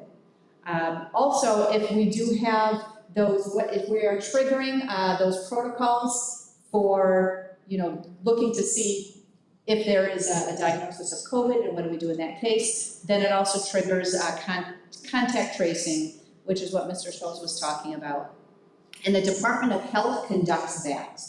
So here at DA, we do not test for COVID. We immediately contact the Department of Health, and then they come back and they conduct all the contact tracing in collaboration with us here at DA, so that we can actually get a temperature check, no pun intended, on the degree of risk in any given area to try to contain that risk, so that we can make a determination on those trigger points as to whether or not we need to be looking at a closure. Kim? I have a couple questions. So, a couple different scenarios are kind of running through my head. So say a student maybe it's a student that's a K student or a 1 student that are actually in person 5 days a week and now have to be isolated at home for maybe 2 weeks or whatever. Can they jump onto remote for those 2 weeks? Great question. So if I have a child who needs to be quarantined for whatever reason, whether they're being evaluated for COVID or whether they've been identified as at risk, can they jump into that remote model? Absolutely. Our goal is to maintain that continuity of instruction. How about if my child is home and maybe has a fever because he's got an ear infection and a couple days, I take care of that, can he jump on remote? Absolutely. Okay, Yes, no, that's a great question. Out. And the beauty of this is anytime your child is home, they can keep up with their classwork. Now, am I expecting a sick child with a fever to be responsible for? Absolutely not. We wouldn't do that during the course of the normal school year. We would make provisions for late work and that type of thing. But yes, absolutely, if they're feeling well enough and they're just not fever-free yet and they're running around at home, they can be doing their schoolwork and keeping up with that. I want to dovetail on that one then. Yes, go Okay, ahead. so if the family chooses the hybrid model, then somewhere throughout this, that first month or two, or throughout the school year, they start to feel like they don't want to be hybrid anymore? Are they allowed to switch into the remote model? You were reading my mind, because I was going to hit that next. No, good. So the question is, as parents, if I choose one model, can I switch to another if, for whatever reason, I'm not comfortable in the current model? So we are going to build in 10-week look-back points. And so every 10 weeks, parents will have an opportunity to reevaluate their own family choice. Teachers will have an opportunity to look at, is this working in the classroom in the way that I'm delivering instruction? And families will have an opportunity to make a request to the district for a change in model. Just because you make a request, I cannot guarantee that we can fulfill that request. For example, if you are home and completely remote and your child says, my friends are all going to school, I want to go back to school. If that class is already at capacity, we may not have the ability to physically accommodate that request. But we don't know, because a lot could change then, and I keep saying that these models are fluid and meant to adjust. So if we have the ability to do that, we absolutely will. And just the opposite too, if you are remote if you're hybrid or here full-time and you feel that you want to go back to remote, then we can look at that at those 10-week points. We do ask that you wait till those 10-week look-back periods, because we just will not have the ability to be immediately responsive if there's a request before those points. I have a couple of questions again. So going back to my child is in school for 3 days or 5 days or whatever, and they're home sick, is expectation from the teacher going to be, well, you should have all that done because you had access to it at home? Or is it, you see what I'm saying? Is that gonna be, I don't know. I'm just saying it's a thing that, Yeah, it's a clarifying question. Yeah. Yep, so the clarifying question is, if my child is legitimately homesick, does that mean there will be an expectation that just because of our models, that a teacher may say, nope, no excuse, you had to have your work done? Is that what you're asking? well, they would, not maybe in that tone, but, but just the I get a little expectation. theatrical sometimes, forgive that. Even in a nice tone, is the expectation going to be, well, you really didn't have an excuse because you still had access to it? No, I think that the bottom line is we're gonna be reasonable here, and I keep coming back to, in a typical year, what would be the response if a child was absent for a few days? And I would expect nothing different in this year, just because we have those tools available. If a child is absent for 3 or 4 days, and as a teacher, I haven't heard from that child in a while, I'm gonna try to make contact and say, how are you doing? Are you okay? How can we support you? And kind of work individually through that. But I would say that that's not going to be a universal expectation. Robin? At least in the middle school, high school, we already have a policy for that, so, there's so many days for how many absences, and it's gonna have to be good communication, with all parties to make sure that we know what's going on, but that was actually on my list. Well, I mean, And what I want to yes. make sure staff realizes. Right, but I also don't know if like the one teacher in that grade level is doing remote, they kind of already know, this is my group, and can we throw more kids in this group? You know what I mean? But it's bigger than just that, you know what I mean? Yeah, so I think, Kim, you bring up a good point, that, at the elementary level, if I'm the remote-only teacher, and now I have 3 other kids in quarantine for 14 days, are those kids automatically gonna be on my caseload? I don't know, we can talk about that. But thanks for bringing that up, because that's another potential situation that we really haven't evaluated. And my immediate thought is, even those teachers who are in the classroom teaching, right? We'll still be collaborating with that remote specialist, and some of that will be online. So, I don't know, we're certainly not looking to overload the remote-only specialist, but that's a great question. But I think too, I mean, I have not honestly found a lot of positives out of this whole thing, but I am a teacher, and one positive I found, when we go back to normal, it's kids that are now absent or on vacation for 2 weeks, or some, I've had kids that I've taught that literally go to other countries for a month and then come back, and they have access to everything now, you know what I mean? It's kind of solving that little problem by just having to face it this way. It's made that, easier when kids, I don't remember where I was going with this, but, So there's no doubt, Kim, that the face of education has the potential to be changed forever as a result of this. right. Truly, and that's just one example So of that. even the regular classroom teacher, if a kid is absent, could just say, you do have accesses if you're feeling well, and things like that, I guess. We're gonna learn more things as a result of this collective experience than we ever anticipated, right? And you're bringing up just a few of those. But, I keep saying that our reality is, this is kind of an opportunity for us to really change the face of education, not only here, but across the globe. Because we're gonna find solutions to things and opportunities that we never realized that we had. Some of it will be good, some of it will not be good, but that's only if we continue to look through the lens of our past and what we're comfortable with and the way we always did things, right? So where we see things as potential negatives could actually be opportunities. And there's no controlling for some of those things, and I totally understand that. But where there's an opportunity to capture that and use it for good and use it for growth, I'd be all over that. But no, you're right. Things will continue to come up, and this truly it will change the face of many things. Kelly, question about the inventory of classes that are available for people to see afterward. Will they be classes with students' faces there and questions asked and answered by students to teachers, those will be recorded, or will it be pre-recorded or a combination? It'll be a combination. So the question is, in that library bank that we're talking about developing, what's going to be the content in there? If I'm dipping in and pulling up, you know, a science lesson, you know, will I be able to see my teacher and hear the questions that the kids had? Because that's an important piece. Because a lot of times as a student, we're learning from our peers and from the questions other students answer. Will I be able to see my peers? So I think the question is really, how authentic will that bank of lessons look like? It will be a combination.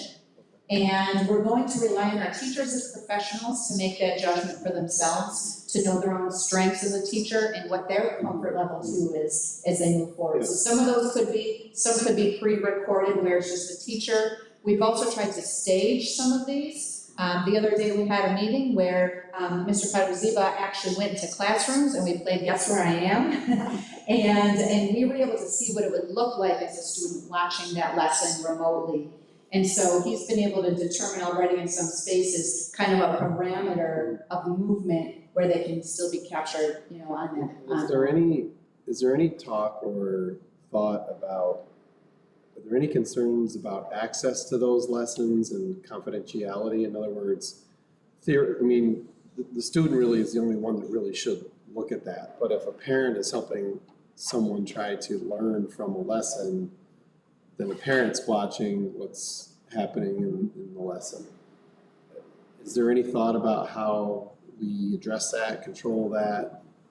Yeah, you know, a few different ways. So questions of confidentiality certainly have come up. If I'm a teacher going into a child's home, if I'm giving a lesson and there are parents in the background who are trying to participate in the class.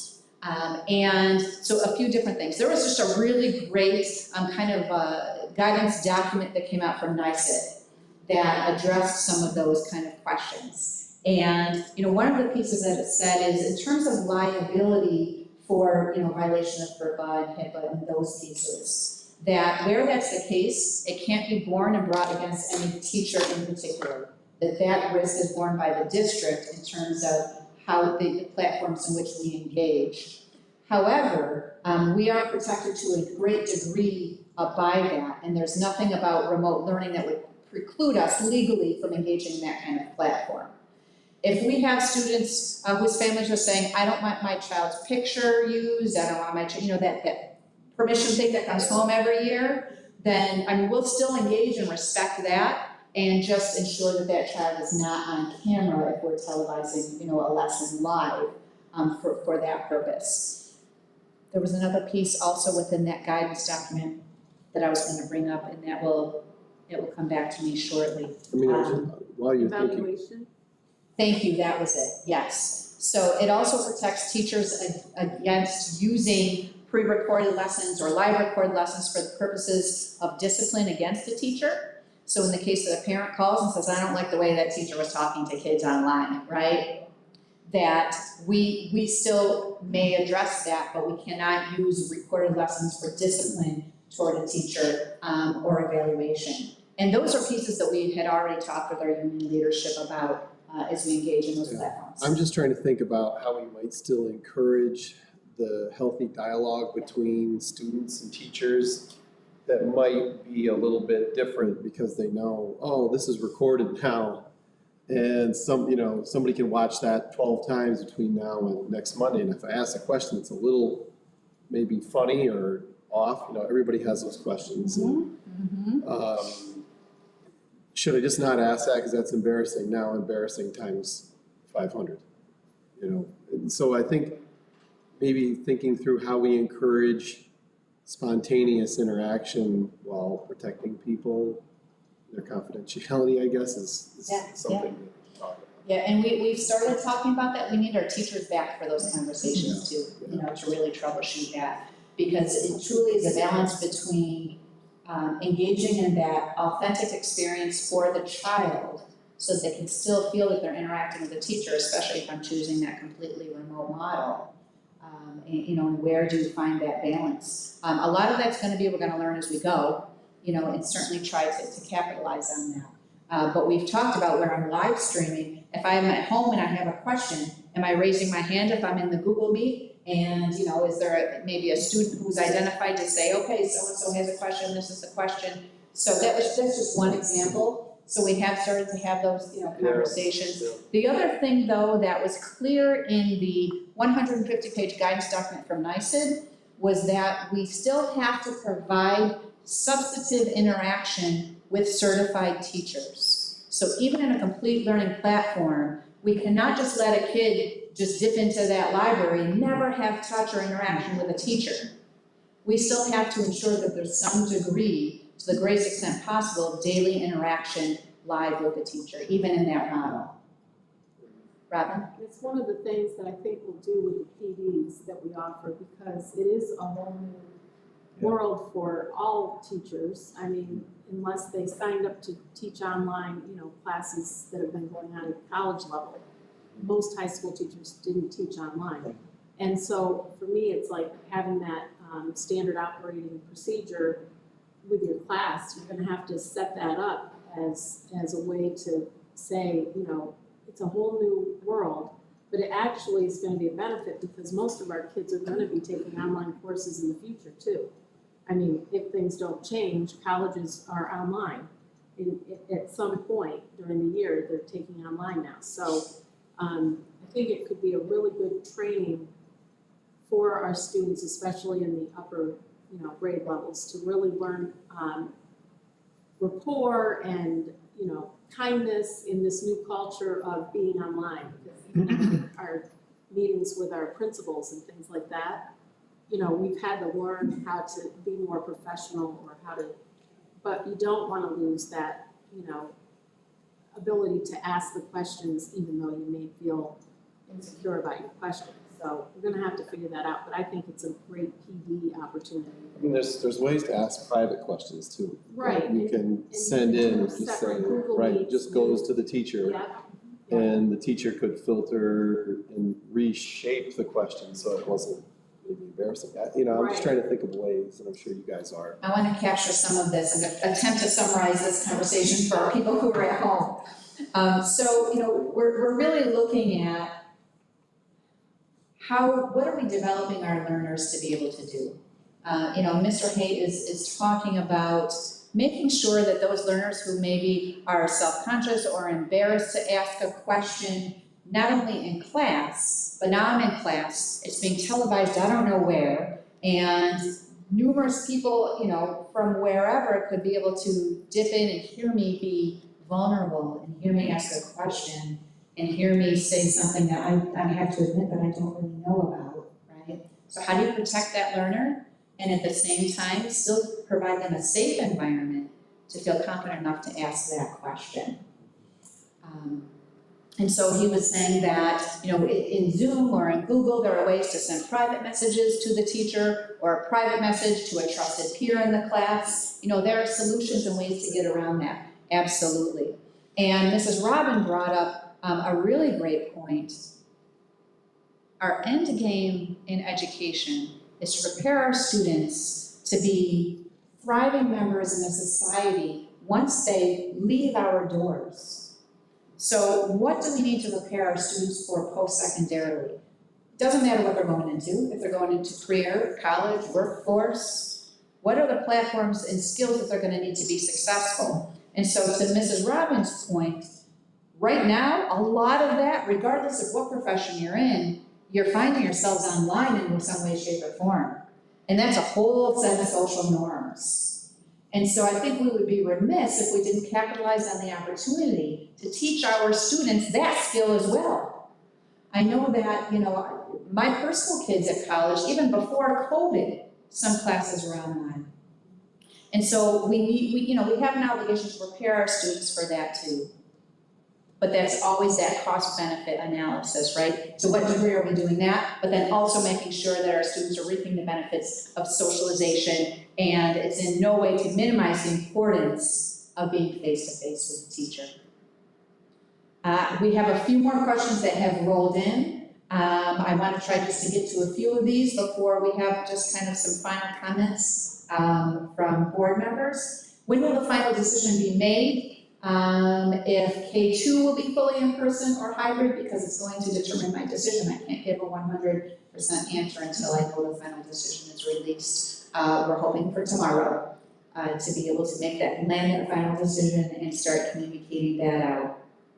Can you speak more to what Mrs. Mabel said tonight about capacity? Will K2 all be in person or just K1?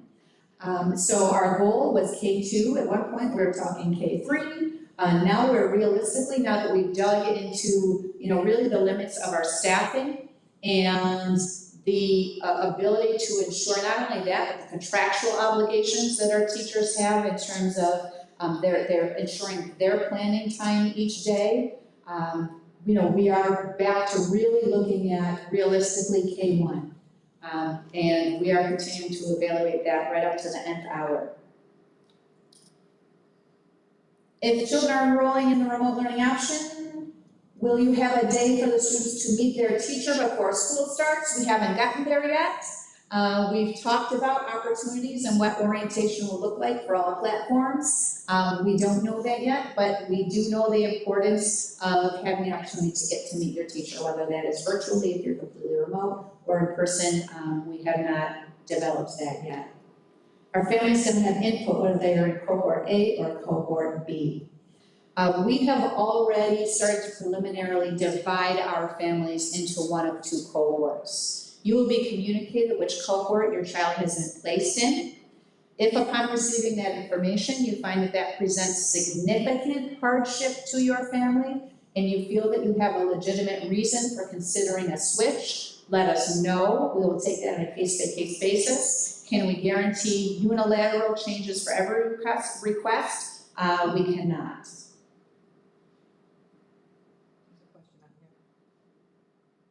Yes, thank you. First off, I want to take the opportunity to say thank you. I have a family of 3, myself, a wife, and a boy. Some have more, some can be significantly more. Family of 3, it takes me half an hour to make everyone happy to figure out what they want for dinner. Put the thing up, I ran the numbers quick. The school is worried about 756 kids. I'd love to give you the mic right now, sir. So you can try your hardest, and there's hard decisions to be made. People might not like every decision, but we'll get through it.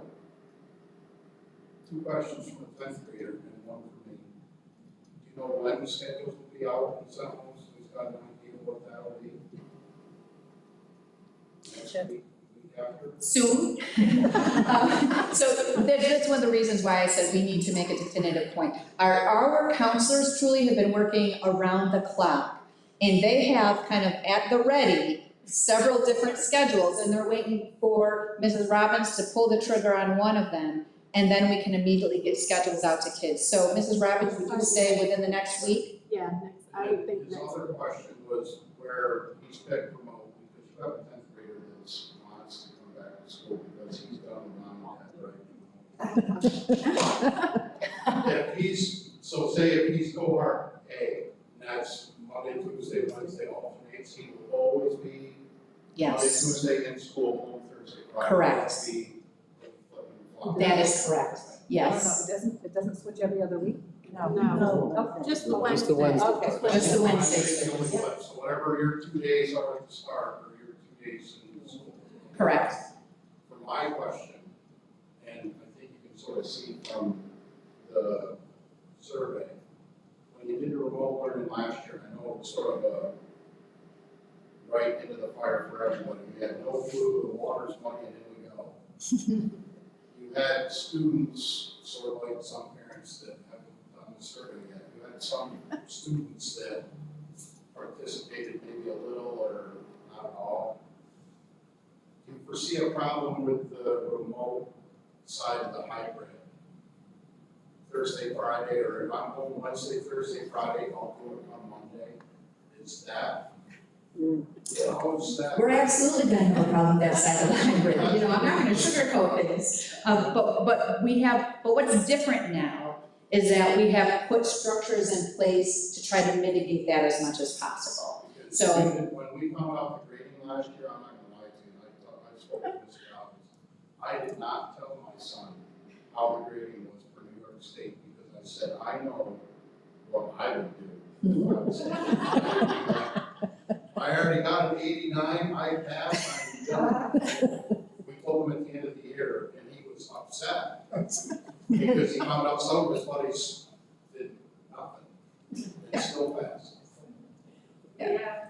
So we haven't determined our grading practices and procedures yet. But, you know, part of the pieces to mitigate that are, you know, the expectations that parent, and it's really more of a parent-student school compact, where we'll be asking parents and students and the school all to sign off on those mutual commitments. There will be expectations that we're maintaining that pacing.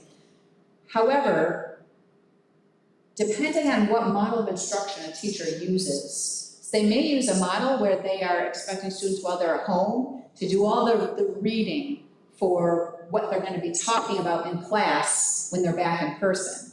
So the expectation will be on those days that you're home, you're doing X, Y, and Z to prepare for when we're back in person so we can kind of continue to hit the ground running. So that will be streamlined and more planned in advance to a much greater degree than we were able to do when we, you know, experienced that last spring. So, you know, we've talked a lot about different, whether they be models or platforms or procedures to mitigate exactly what you're talking about. Is that going to prevent every child across the board from putting that off? Absolutely not. We're still going to have our procrastinators, but we'll be in a better position to be able to address that. And on a side note, because I also watched all 2 hours and 40 minutes the other night, Friday, there was a parent that asked about if I'm helping my student at home and will I have access to a teacher? And I don't want to step on, because I know teachers, maybe not all teachers, but, you know, they like things done a certain way, taught a certain way, but there are some very good websites, because it's a technology age, especially we found for math, that for parents helping out, that if you took it before and you need a little crash course to remember, there are some really awesome math places that you can find that you go that way for half an hour, I relearn, you know, course 1 algebra, how you make an x equal a number, all that stuff. There's There even, are some really awesome websites. there's even apps on your phone that you can kind of take a picture of a math problem. So last Thursday, we had a parent say, you know, I work a lot during the day, and for my students, or for my children who are home, I won't be able to sit and help them until 9. And what happens if I have a question at night? Is there going to be a teacher that's readily available to answer my questions in the evening? And I can't guarantee that at this stage of our program development. Nor would it be a reasonable expectation for a teacher to teach all day and then continue to be available during the evening, because they have personal lives too. You know, however, what you're suggesting is there are tons of resources readily available, you know, on the internet where parents can take a crash course, you know, in whatever the content or topic areas that your child may have. And I know that many of our teachers do a great job putting that on their own personal websites and providing continued resources, so that's a great point. I have another one that has come in online, and then I'll come right back to you, okay? Why not just make these classes as if the school year was normal and everyone was coming back to school in the fall like normal? Then the children that are remote learning would just watch a live stream of the classroom that they would have been placed in. So that's kind of how we entered all of this decision making, you know, was looking at that. And, you know, we quickly came to the determination that there are the limitations on capacity of classroom space for the social distancing, you know, is the first and foremost one. And once we are putting the number of students into particular classes, not only physically in a classroom, but into a class with a certified teacher, that we are limited by the number of periods a day that a teacher can teach in order to split all that up. We had too many students who wanted to come back in. And we're not going to force one model on, any other students to serve to the advantage of other students, certainly. So that is something that we considered. But what happens if the governor says it's safe for everyone to return back to school? What would that mean for children at home remote learning? I don't know yet. Could that happen? Could a vaccine come out and all of a sudden we're golden and we can come back? I don't anticipate seeing that in this school year. So if we get to that point, we'll reevaluate where we are, at that point. Certainly our goal is to have our kids back. I want to have them back just as much as they want to be back. But I don't have an answer to that right now. I promise I come to you next. Yes. I do have a 10th grader, a great boy, and he's concerned about the schedule. I asked Adam actually on it, see if he had an email from the guidance counselor. Too many words for him to evaluate at one time, standard answer, no. So if he gets split into classes that he'll be put in German 3, I know he doesn't want to take that, and he drop courses, is that going to be screw things up too much? Do you want to take that, Robin? Yeah. Why don't you climb up?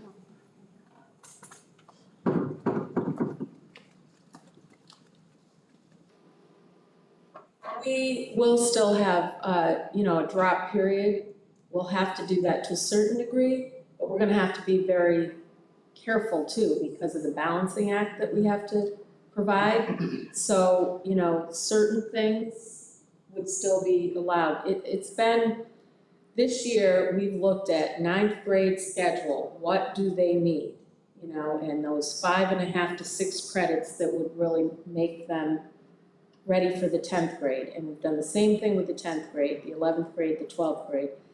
The thing that they can choose are the electives. And so, 9th and 10th, there isn't a lot of wiggle room.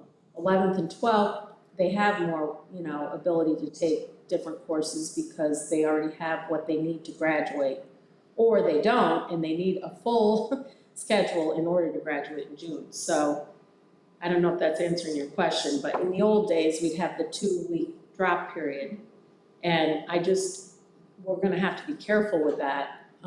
There is less latitude this year for students as far as choosing their schedule, because we have to make sure everything is balanced. Yes, Steve? Sort of following along on that, Gavin was already spoke with Mrs. James, he's looking for BOCES next year. For 11th grade. Right.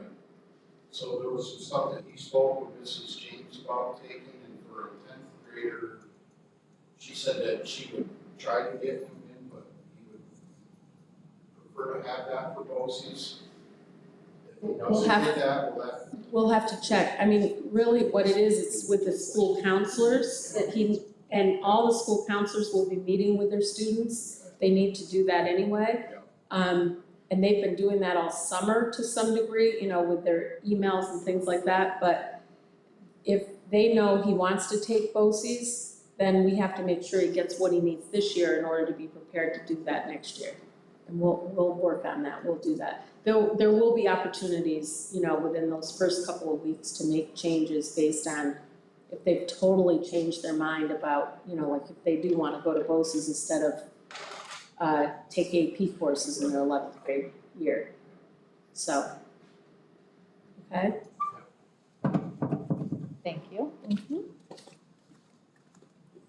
I want to expand on the BOCES question just a little bit, if that's okay. In terms of required coursework prior to their junior year, we need to make sure that students who are planning on that trajectory, that leads to one particular type of Regents diploma with the CTE accreditation, right? And so before they can be on their way, they need to have achieved a certain number of required Regents courses leading up to that.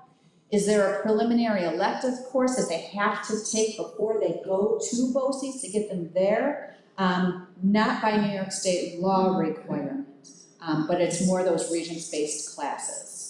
Mrs. James did a really good job of Explaining all that, explaining great. that. It was more, she said there was some stuff that she taught, that if he could take it, it would give him a leg up next year. Okay. I'm assuming he wants to do something in agriculture.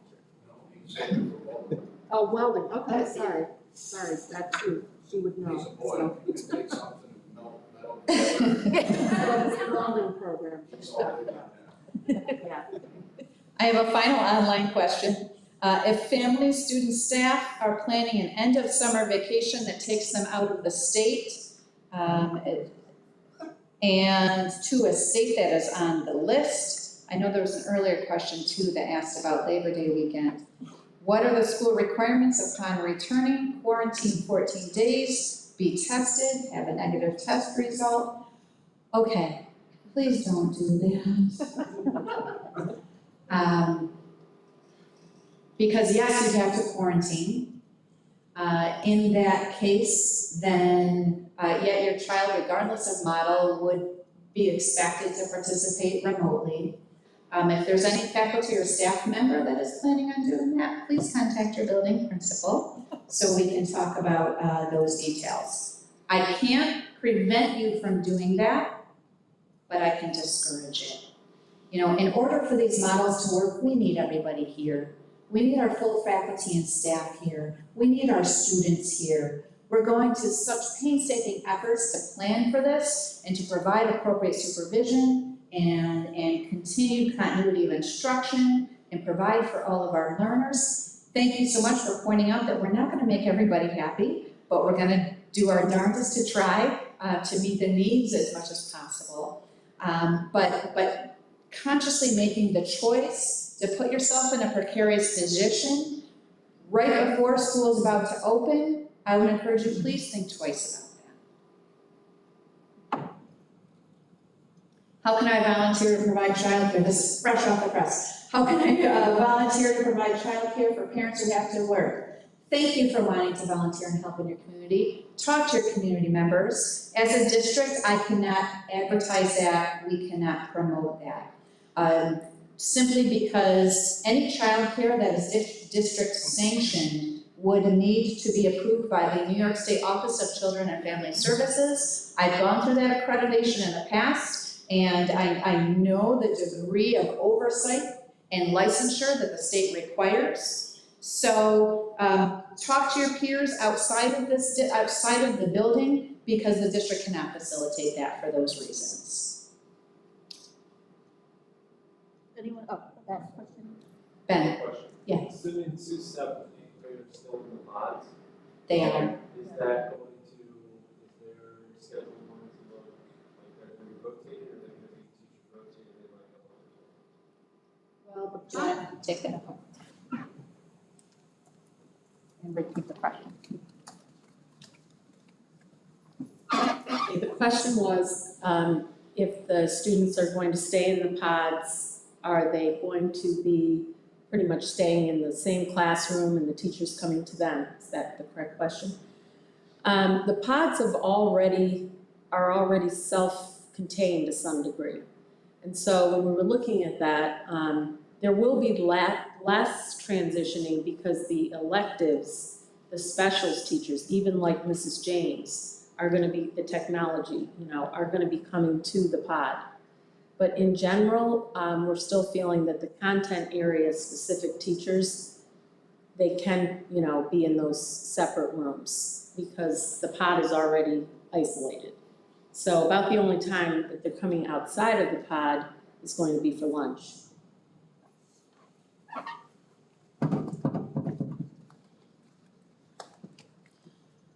Okay, any other questions out here?